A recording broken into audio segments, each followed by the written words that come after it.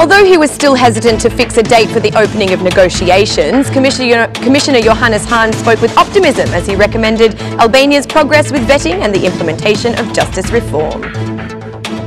The Tirana Association garnered business representatives for an evening of festivities to celebrate the creation of the first Chamber of Commerce and Agriculture, expressing support for the promotion of valuable collaboration.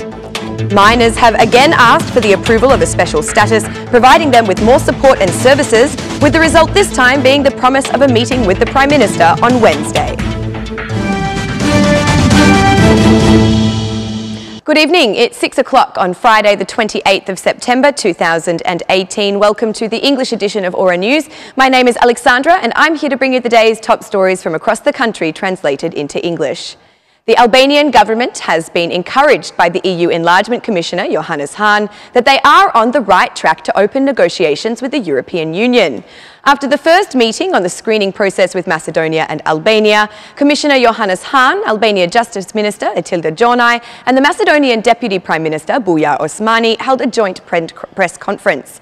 Commissioner Hahn said that Albania still has work to do, while underlining that the vetting process has helped to return trust, even though he did not provide a concrete date for the opening of negotiations.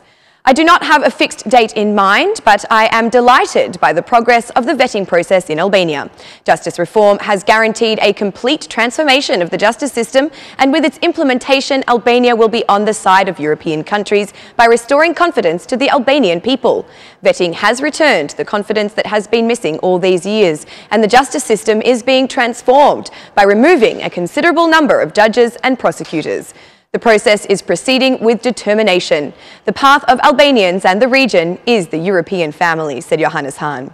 Meanwhile, Justice Minister Etilda Gjornaj said that the integration process is a path of no return for Albania. The Macedonian Deputy Prime Minister Bujar Osmani, questioned on Prespa's referendum, said he expects optimism about the result of the vote. The political class has done a good job in this regard. I am optimistic that the citizens of Macedonia will go to the polls and deliver a positive vote, thus contributing to our country's integration, said Bujar Osmani. Today, the two countries, Albania and Macedonia, attended a meeting explaining EU legislation that relates to the 23rd chapter of membership negotiations, which focuses on the essence of justice.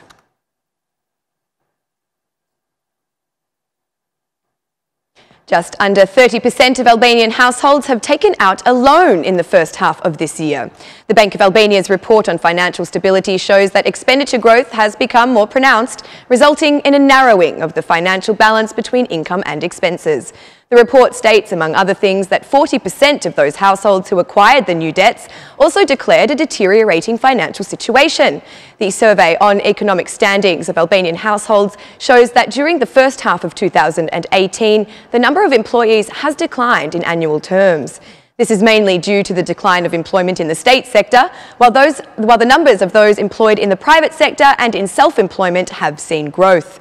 For the second half of 2018, according to the report, the majority of borrowing families, about 74%, do not expect any change in their current financial circumstances.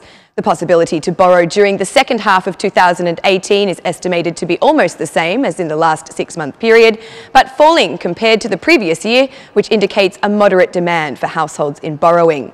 Among other things, the Bank of Albania report notes that in the first 6 months of this year, there was a significant increase in consumer credit at a rate of 5%. Meanwhile, the loan for real estate, accounting for 63% of household loans, did not change during the period, remaining at 108 billion lek. The banks concur that household demands for loans continue to be strong, while lending conditions for individuals have been somewhat relieved during the second quarter of the year.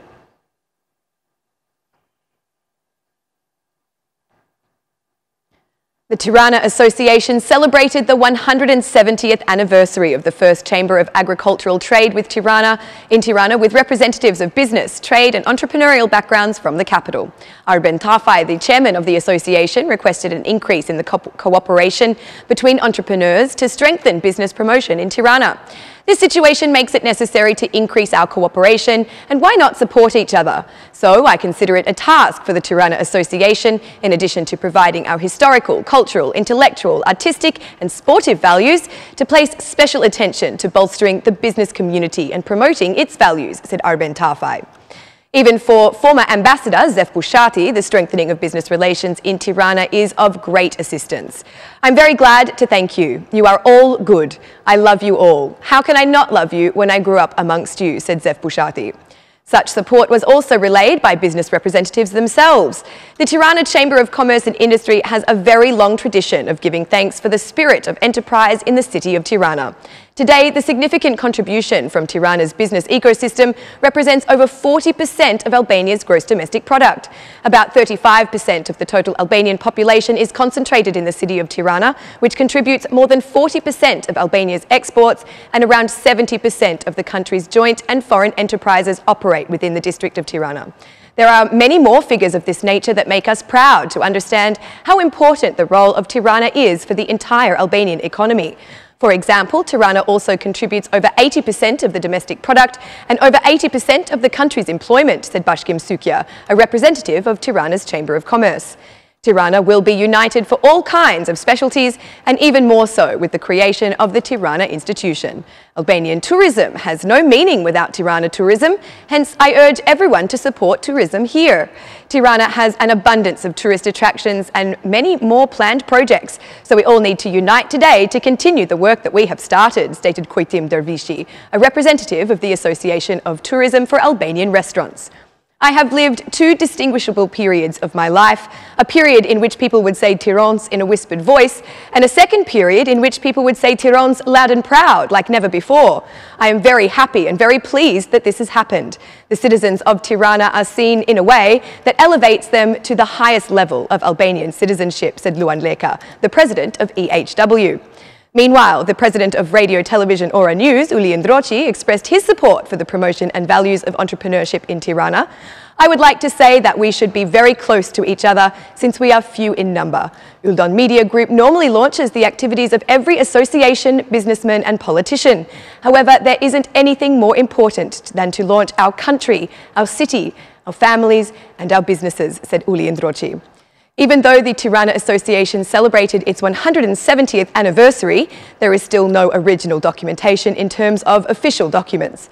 The first Chamber of Commerce and Agriculture in Tirana dates back to 1898 with the former mayor, Fuad Toptani.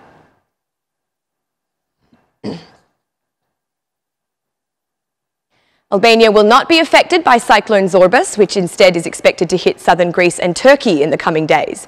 During an interview for Ora News, meteorologist Metodi Marku explains that the aforementioned countries are likely to be affected by floods as a result of the cyclone. However, Albania will only receive some localised precipitation in the southern eastern areas.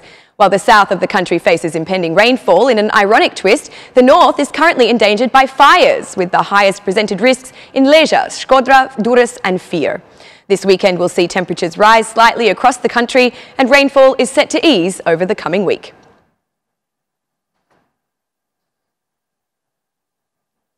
Employees of the mining industry have again brought to attention the issue of the miner's status, which offers more social support and better financial treatment in gratitude for their working years.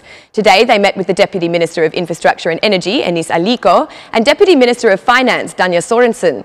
Both officials asked the miners for a month in order to calculate the effect of the bill on the state budget. Unhappy with this response, they headed to the Prime Minister's office, where Trade Union Chairman Ficheri Zibri was received in a meeting by representatives of the Cabinet. However, the miners were left to wait again, at least until Wednesday, when they have been promised a meeting with the Prime Minister and other relevant ministers. If they again do not receive an answer on Wednesday, the miners will return to protest and say they will not hesitate to strike. The status that the miners refer to was proposed by MP Paparim Spahihu, who has made some changes since.